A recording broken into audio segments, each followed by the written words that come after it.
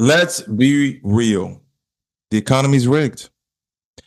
Y'all may not believe me, and a lot of people may disagree with me, but we've been sold this fairy tale about a free market where prices rise and fall naturally, and everyone gets a fair shot.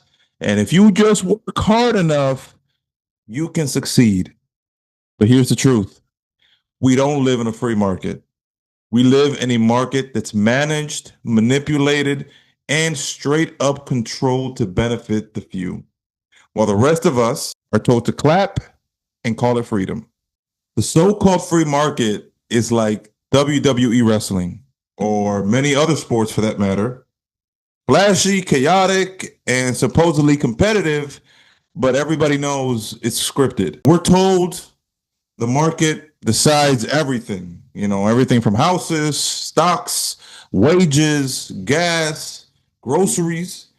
But if that were true, can someone please explain to me how the Federal Reserve can raise or cut rates with a single vote, instantly changing the cost of money for the entire country, which results in rising prices and cost of living for everyday people? That's not the free market. That's one unelected committee pulling strings. What about the 2020 pandemic? A lot of small businesses were forced to shut down while the large corporations, they thrived. Meanwhile, the Fed printed over $4 trillion in months to stabilize the markets. Now, this mostly boosted stock and real estate prices, which resulted in overwhelmingly benefiting the wealthy and the corporations. That wasn't survival of the fittest, how the free market is supposed to be like. That was protection for the powerful. And let's not forget the 2008 financial crisis. The Fed created trillions of dollars once again out of thin air, aka quantitative easing, to buy mortgage backed securities and treasury bonds. For the bailout of who? Of me and you? Nope. Wall Street and the big banks. That's who they bailed out. While many Americans ended up losing their homes, their savings, their livelihood. So if the market was truly free, prices would fall when demand falls. They would rise when supply shrinks. And players who failed would end up losing. But instead, the game is designed to protect the same players. It's not to make or allow the majority to thrive. Now, you don't believe me? That's okay. Let's look at the hard numbers. The 400 richest Americans now pay a lower effective tax rate than the bottom half of the country. Think about that. The richest of the rich pay less than everybody else and the everyday worker. Since 1978, CEOs have seen a price increase in their salaries of 940%. Yes, 940%. Meanwhile, the everyday workers' wages, they've seen a growth of 12%. 12% in over 40 years. Think about that for a second. Since 1980, the 400 richest Americans have more than tripled their share of the nation's wealth. And today, the richest 50 Americans own almost as much wealth as half of the entire US population combined. This isn't a free market, ladies and gentlemen. It's a funnel, and all the money is funneling to the top. So who benefits from the setup?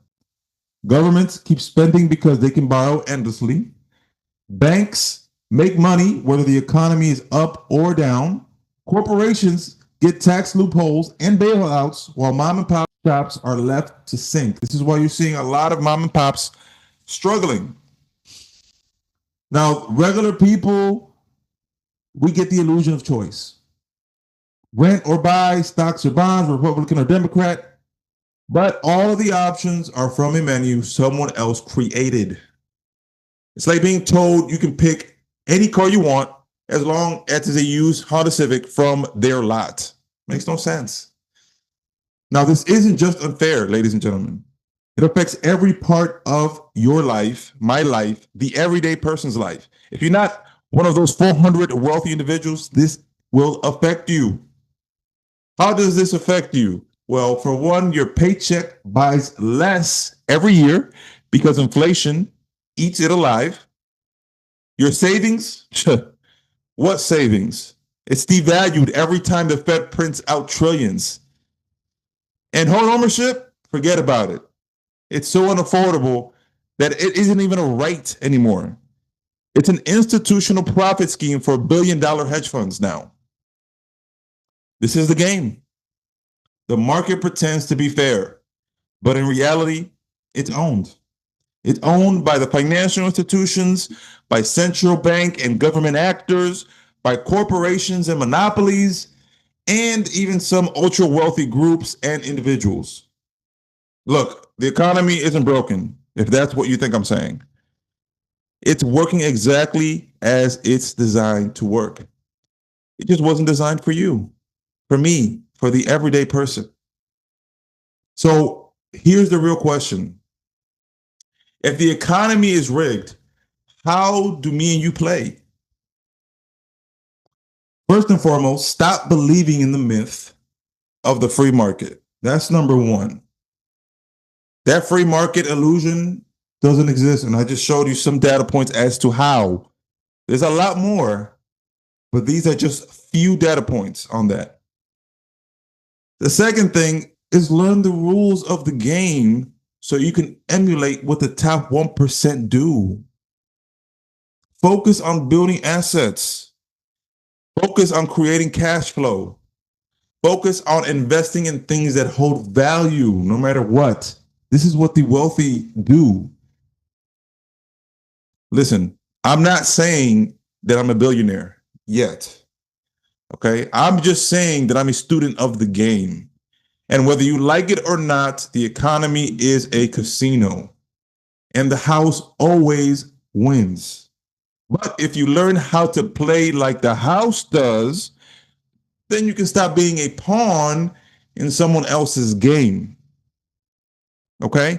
So in my next video, I'm going to reveal some of the strategies and hidden clues that I've learned from time spending with wealthy individuals, countless hours of studying and reading, and years of real world application with some of these strategies.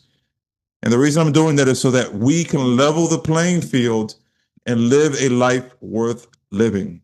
Okay? That's it for this video. But on the next one, like I said, I'm going to reveal some of these strategies so that you can stay ahead of the curve. Make sure you subscribe and turn on the notifications so you don't miss it. And remember, question everything.